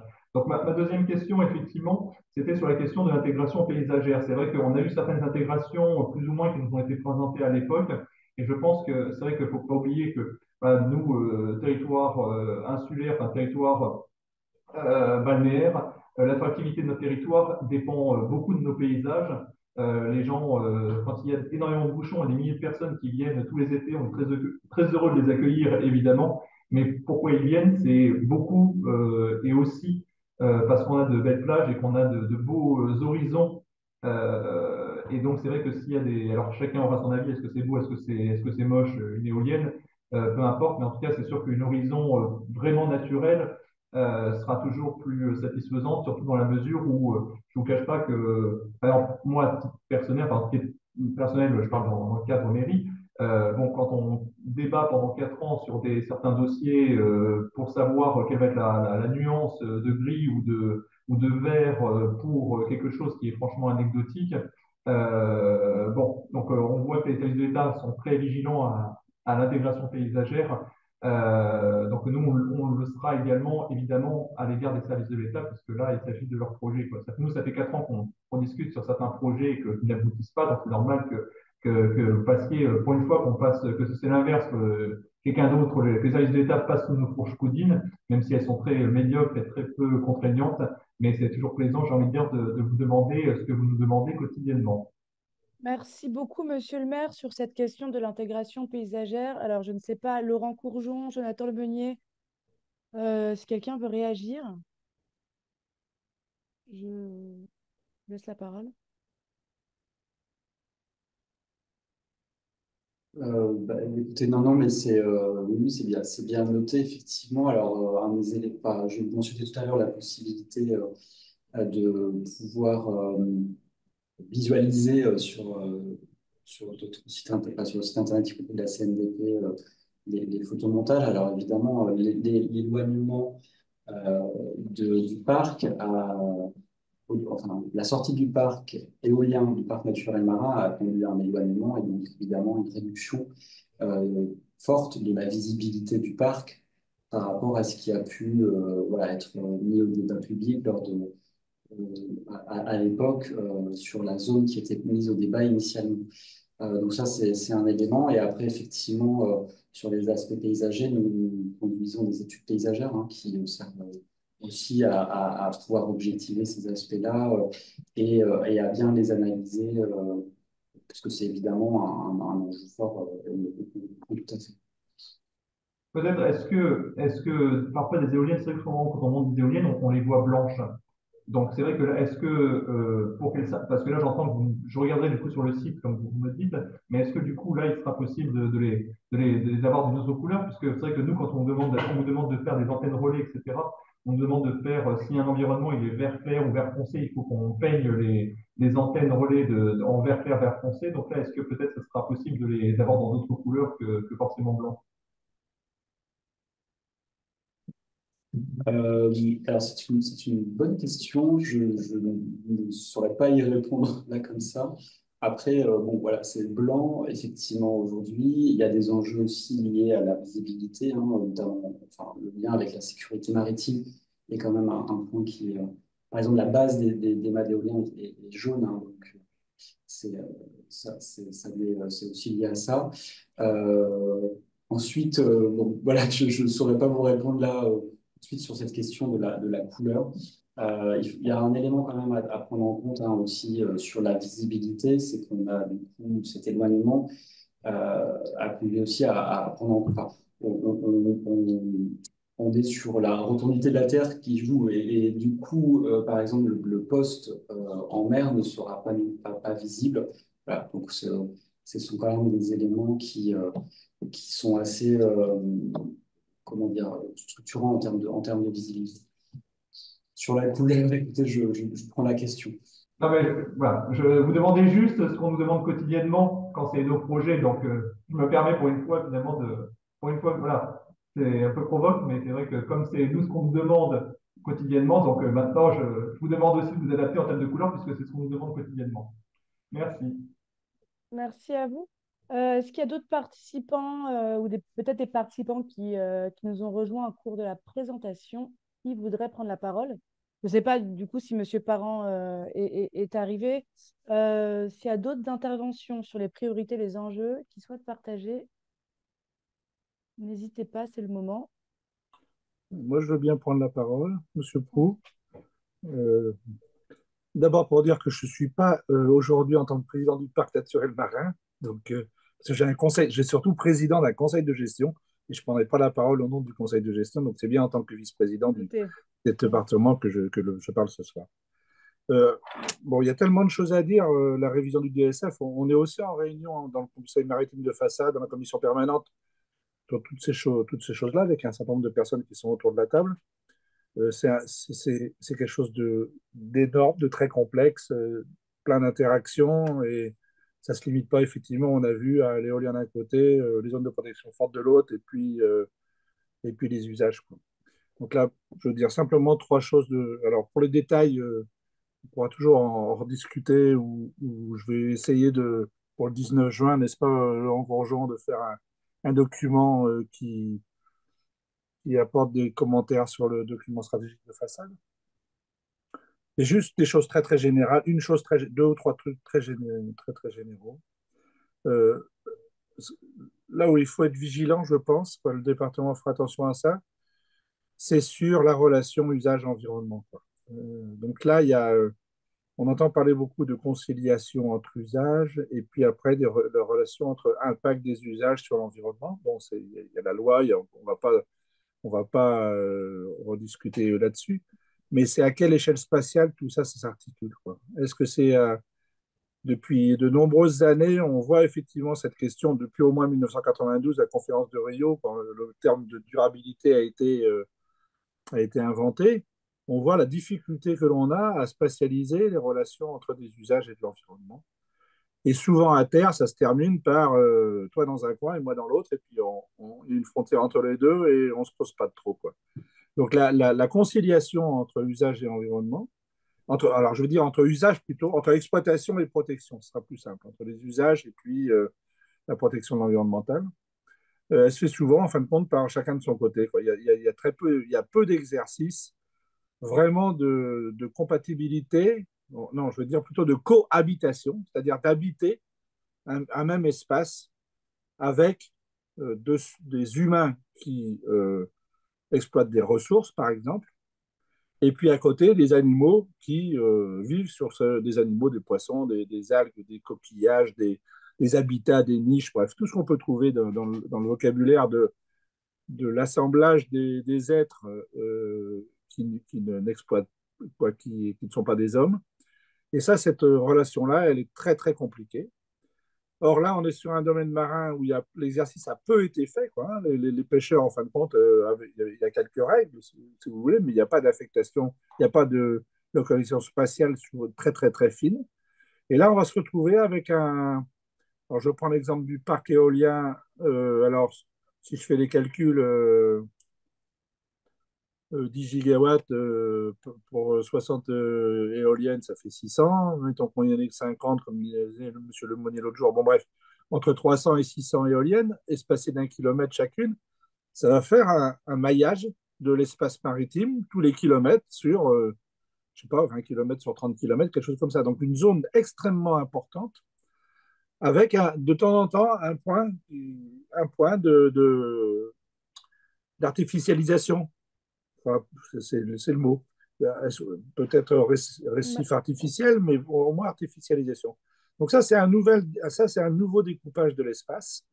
C'est tout à inventer, et pas forcément à inventer dans une histoire de conciliation, mais plutôt de cohabitation, c'est-à-dire comment le pêcheur, le poisson et puis le pied de l'éolienne vont pouvoir se parler, cohabiter, interagir avec effectivement une réglementation des droits humains qui viennent par-dessus, une réglementation des usages, des métiers, des techniques, des modes de pêche, des modes de protection et des choses comme ça. Je ne pense pas que pour l'instant on en soit au début encore, on en est encore à d'un côté des piles d'éoliennes dont on ne sait pas si on autorisera les coquillages à se coller dessus ou si on nettoiera régulièrement.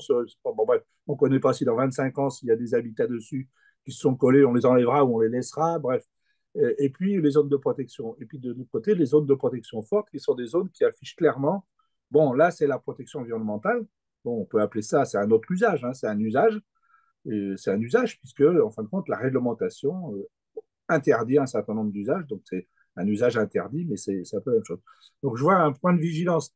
Alors, sachant que dans l'environnement marin, tout bouge, hein, on ne met pas de barrière avec des barbelés ou on ne met pas Donc, et bouge. Et tout ça, ça bouge dans l'espace, dans le temps, et on rajoute à ça, si vous le permettez, le changement climatique, qui a une caractéristique qui dit en gros que, en tout cas les derniers écrits donnent cette vision-là, c'est qu'on rentre dans un monde incertain.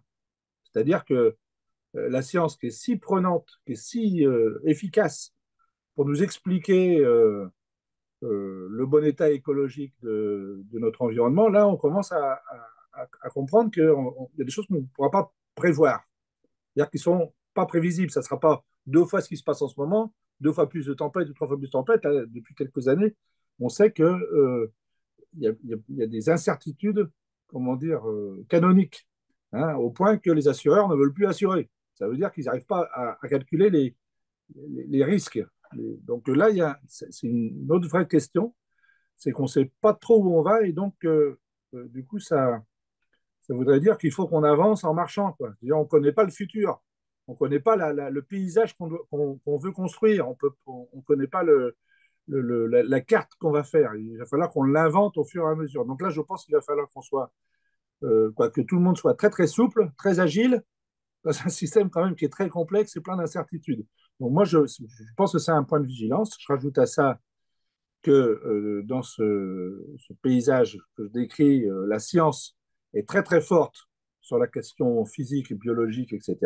Beaucoup moins sur les sciences sociales et les sciences humaines. Donc on a un déficit très net, et on le voit dans justement les exercices de conciliation entre des pêcheurs, des humains pêcheurs ou des ostréiculteurs, et puis la protection de l'environnement, c'est qu'il y a un décalage complet de la qualité de la connaissance. La qualité, elle est d'un côté, comment dire, appuyée par les sciences dures, on va dire, puis de l'autre côté, on a des réunions de concertation, quoi. Bon, en gros, en cause. Bon. Donc là, je pense qu'il y a un véritable déficit en connaissance de l'humain, en connaissance de... En gros, il y a des gens qui disent qu'il faudrait on applique les sciences sociales à la nature, et inversement. Bon, mais ça, c'est une question plus philosophique, et je pense que c'est des points importants. Donc, voilà ce que je voulais dire. C'est juste très, très général. Il y a une autre question que je voulais dire, c'est la diversité spatiale. Si on fait des grandes zones avec des affectations, les zones de protection forte, l'éolien, l'ostréiculture, eh bien, au bout d'un moment, on s'aperçoit, je prends l'exemple de l'ostréiculture, que des zones sont préemptées pour l'ostréiculture très, très larges, alors qu'en fin de compte, elle n'en utilise qu'une partie plus faible. Et là, après, il y a une habitude, comment dire, de gestion du foncier. Ce n'est pas critiquable, mais je pense qu'on aura plus de diversité en faisant des mosaïques de petites... alors, des mosaïques d'habitats naturels, de niches, c'est ce que fait très, très bien la protection environnementale pour le merle, pour les hermelles, pour les austères. Donc, il y a des surfaces qui sont à peu près pas trop grandes, quoi. C'est cohérent.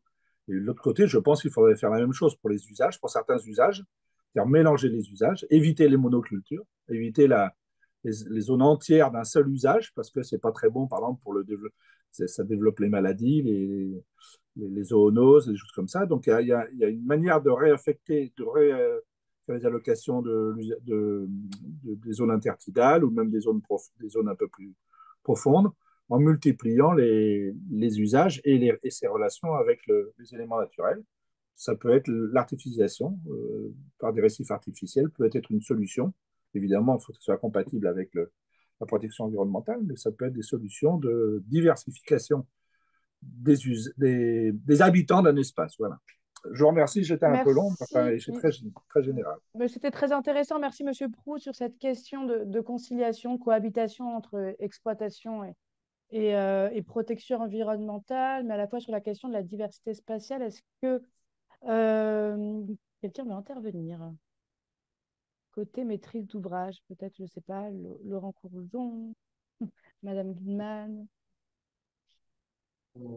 Alors moi, je peux peut-être intervenir sur la partie conciliation entre les activités de pêche et l'éolien. Donc, les situations elles varient d'un pays à l'autre. En France, l'objectif, c'est bien de concilier dans la plus grande mesure du possible le maintien de l'activité de pêche et l'implantation de parcs éoliens, sous réserve bien sûr des enjeux de sécurité de la navigation maritime qui sont décidés par le préfet maritime.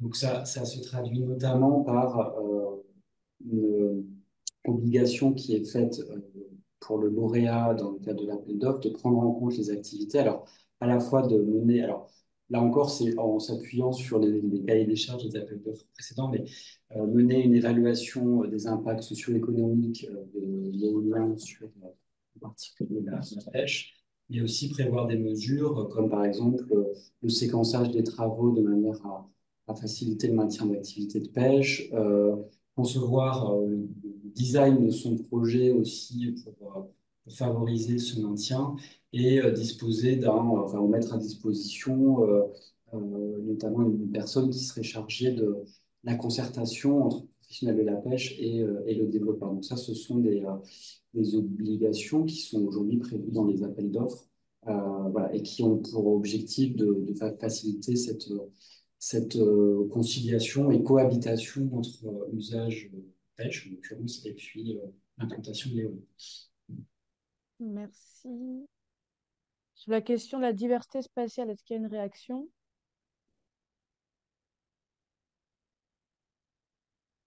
On peut dire, Monsieur, ouais. ce qu'on peut dire de manière générale, ce qu'il faut bien concevoir, c'est qu'en mer, l'approche du territoire, elle n'existe pas. Je veux dire, il n'y a pas de matérialisation du territoire. C'est-à-dire qu'il y a un espace de liberté qui est implicite et qui dépasse en fait la capacité qu'on a à dire dans un endroit on va faire ça, dans un autre endroit on va faire ça. Je veux dire, les repères qu'on va prendre en mer, on va les rendre les plus simples possibles, de sorte qu'ils soient les plus compréhensibles possibles.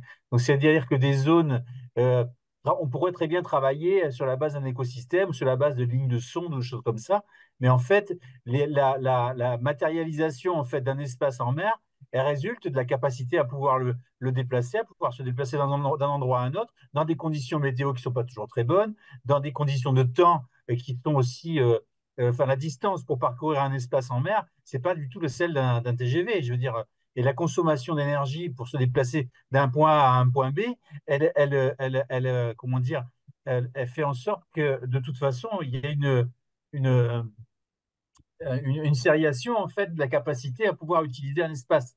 Donc, on se retrouve avec des personnes qui ont aussi d'abord une bonne connaissance du milieu en mer. Tous sont d'abord des marins. Je veux dire, les gens qui sont en mer sont des gens qui discutent et qui ont besoin d'aller sur l'eau pour faire une activité ou une autre. Mais c'est vrai que la question de la connaissance des écosystèmes, elle reste très délicate parce que du coup, d'abord, une campagne de recherche, elle subit des aléas très, très importants, des aléas météo, des aléas de survol, des aléas de nuages, des aléas de tout ce qu'on veut. Et de toute façon, l'acquisition de connaissances, elle prend un temps extrêmement long. Et donc, tous ces processus, en fait, ne sont pas des processus qu'on peut décliner comme ça en un claquement de doigts en disant, voilà, dans 6 ans, on va faire ça, on va faire ça. Donc, je pense qu'on est sur des dynamiques et on est sur des dynamiques qui vont prendre du temps, que ce soit sur les zones de protection forte. Je veux dire, quand on propose, nous, dans le débat public, des secteurs qui sont des structures rocheuses carbonatées parce qu'elles présentent un intérêt écologique important, et ben en fait, on est sur un espace qui est vierge, sur un espace qui est encore inexploré. C'est-à-dire on a fait quelques études, on a identifié ces secteurs-là, mais ça va demander un travail extrêmement long en fait d'acquisition de connaissances et de discussion, et justement de partage de connaissances avec les différents acteurs pour enrichir d'abord, parce que souvent c'est quand même les gens en mer qui connaissent le mieux la mer. Donc qui est-ce qui est en mer? C'est les gens qui sont sur des navires, donc ce sont les marins. Et au-delà de ça, voilà, c'est toute une dynamique enfin en tout cas au-delà des parcs éoliens, hein, je veux dire, où là on va avoir un sujet bien précis dans un espace bien délimité. Mais euh, je voudrais quand même apporter une précision sur la dimension des 600 mâts ou des 300 ou des 400 mâts. Je veux dire, tout ça dépendra en fait des choix qui vont être faits au niveau de la planification spatiale nationale. C'est-à-dire que l'arbitrage actuellement, ce qu'on nous demande de proposer, c'est des fourchettes. C'est des fourchettes enfin, c'est des fourchettes à l'horizon de 2035 entre 1,5 et 4,5 gigawatts. Et donc, ce sont des surfaces qui sont relativement limitées, même si ça peut paraître important. Mais la recherche en fait d'espaces les plus opportuns, elle va se faire de toute façon dans un premier temps en évitant d'une part les zones sur lesquelles les pêcheurs ont des intérêts économiques majeurs et d'autre part les zones sur lesquelles on a identifié ou pré-identifié des intérêts écologiques également majeurs. Donc, c'est deux dimensions vraiment très, très structurantes dans la phase de décision qui va être la nôtre. Merci beaucoup, Monsieur Courgeon. Alors, il nous reste quelques minutes avant de conclure. Si quelqu'un veut prendre la parole, c'est maintenant. N'hésitez pas. Et je laisse quelques secondes. Puis après, on va passer à la conclusion avec Madame Dumont. Bon, j'ai l'impression que c'est bon pour tout le monde. Madame Dumont, Je vais donc bien sûr vous laisser conclure cette soirée. Rapidement, qu'est-ce que vous retenez en fait de ce qui s'est dit et quelles sont surtout les prochaines étapes du débat? Je vous Alors laisse moi, la parole. écoutez, merci, merci surtout aux gens qui étaient présents ce soir. Nous avons eu des échanges qui étaient de très bonne qualité, avec des éléments un petit peu nouveaux qui viennent enrichir je dirais, les premiers enseignements de ce débat public. Et c'était tout à fait le but de ces webinaires, la parole aux élus. C'était aussi d'entendre des choses qu'on n'avait pas forcément encore entendues. Et en ça, voilà, la question des retombées ou des compensations hein, financières est un point important. Je retiens également une certaine corrélation entre des propos tenus, notamment par Monsieur Prou, sur la mosaïque ou en tout cas le souhait de quelque chose qui ne soit pas gros industriel. Et voilà, ça, c'est des choses qu'on a déjà entendues auprès notamment du grand public. Voilà, donc ça, je pense que c'est des messages forts qui ressortent ce soir. Voilà, et donc merci infiniment pour ces échanges dont évidemment nous allons nous faire l'écho dans notre compte-rendu, que nous allons croiser aussi avec tous les autres éléments qui ont déjà été entendus ou qui sont à venir. Voilà, puisqu'il nous reste encore un petit peu de travail. Donc voilà, le 8 avril. On aura un échange interfaçade. Donc là, vous êtes évidemment les bienvenus pour y assister.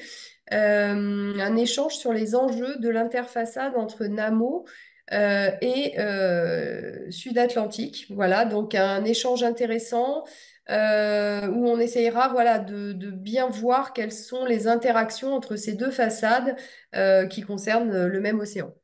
Nous aurons également le mardi 9 avril un webinaire qui sera consacré, Aurore Gilman l'a souligné tout à l'heure, au potentiel des parcs éoliens en mer et les impacts et enjeux du raccordement sur le réseau électrique terrestre.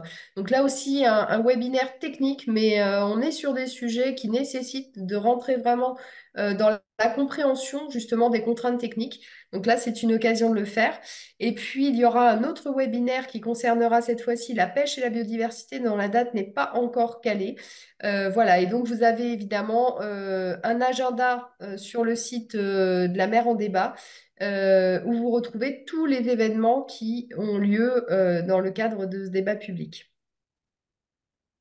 Voilà, et puis simplement de rappeler que le débat n'est pas fini, que vous pouvez encore produire des cahiers d'acteurs. Et là, je vous encourage vraiment à ne pas nous les envoyer au dernier moment parce que c'est un travail d'analyse assez lourd. Voilà, même si vous êtes autorisé à le faire jusqu'au 26 avril. Néanmoins, n'hésitez pas à nous les envoyer bien en amont. C'est beaucoup plus confortable pour les équipes, pour les traiter. N'hésitez pas aussi à utiliser la plateforme participative pour creuser certains sujets, poser des questions à la maîtrise d'ouvrage ou émettre des avis.